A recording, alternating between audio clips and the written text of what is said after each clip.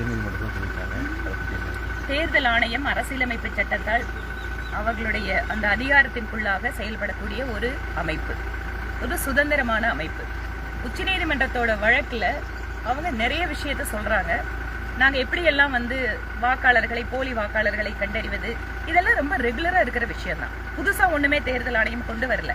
வழக்கமா இப்ப சொல்லப்படுகின்ற SIR அப்படிங்கறதே நம்ம தேர்தலுக்கு முன்பாக 2 தடவை 3 தடவை வாக்காளர்களை அடையாளம் காண்பது, நீக்குவது, இறந்தவர்களை நீக்குவது, புதிய வாக்காளர்களை சேர்ப்பது அப்படிங்கறதெல்லாம் தேர்தல் ஆணையத்தினுடைய வழக்கமான பணி. இதுல எந்த இடத்துல டிஸ்கிரிபன்சிஸ் இருக்கோ அந்த இடத்துல அரசியல் கட்சி முகவர்களும் அதுக்கு அப்ஜெக்ட் பண்ணலாம், அவர்கள் கருத்துக்களை தெரிவிக்கலாம். அதே போல சம்பந்தப்பட்ட நபர்களும் தேர்தல் ஆணையத்திற்கு புகார் கொடுக்கலாம் அல்லது மாறுதலுக்கு விண்ணப்பிக்கலாம். இப்படி இருக்கின்ற பொழுது உச்சநீதிமன்றத்தில் SIR நாங்க பண்றோம் அப்படிங்கிறது புதிதான விஷயம் கிடையாது. காங்கிரஸ் ஆட்சி காலத்திலேயே இதே மாதிரி SIR அப்படிங்கிறது எல்லா இடத்துலயும் நடக்கும்.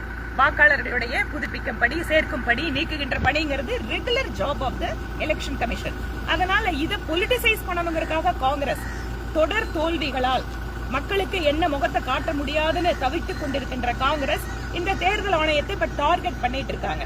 அதனால தமிழ்நாட்டுல இது வருதுன்னா, தமிழ்நாட்டுல வழக்கமா எலெக்ஷன் ஸ்டேட்ல நடக்கிறதா தேர்தல் ஆணையம் பண்ணிட்டு இருக்கு. புதுசா எதுவும் இல்ல. யார் வாக்காளர்களாக வேண்டும் என்பது சட்டத்துல தெளிவாக வரையறை செய்யப்பட்டிருக்கிறது. 18 வயசு ஆயிருக்கணும், இந்திய குடிமக்களாக இருக்கணும், குறிப்பிட்ட வருடம் அந்த முகவரியில் வசிக்கணும்.